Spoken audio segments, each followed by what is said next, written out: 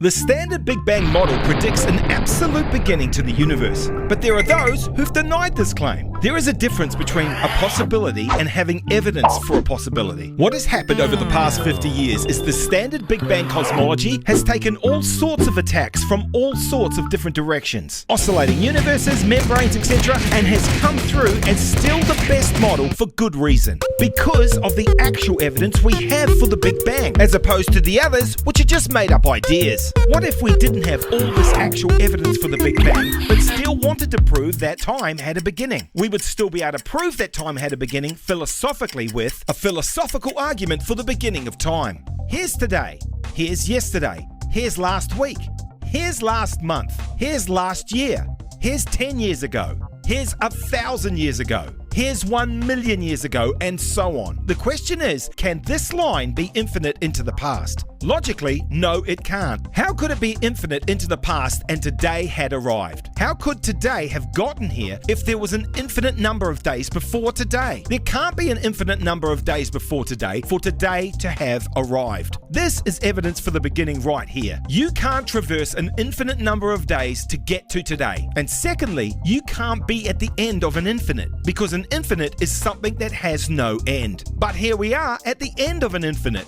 Thirdly, you can't add anything to an infinite. But tomorrow, we're going to add another day, and the day after that, another day, and the day after that, another day, and so on. So there can't be an infinite number of moments before today. This argument for the beginning of time was brought forward 800 years ago by a philosopher and is yet to be answered, because time had a beginning and had to begun with space and matter. Because without time, when would you put it? Without space, where would you put it? And without matter, what would the it be? Einstein's theory of general relativity is just one line of evidence we have that time, space, and matter began simultaneously, which was the Big Bang, and was documented in the first verse of the Bible. In the beginning, time, God created the heavens, space, and the earth, matter.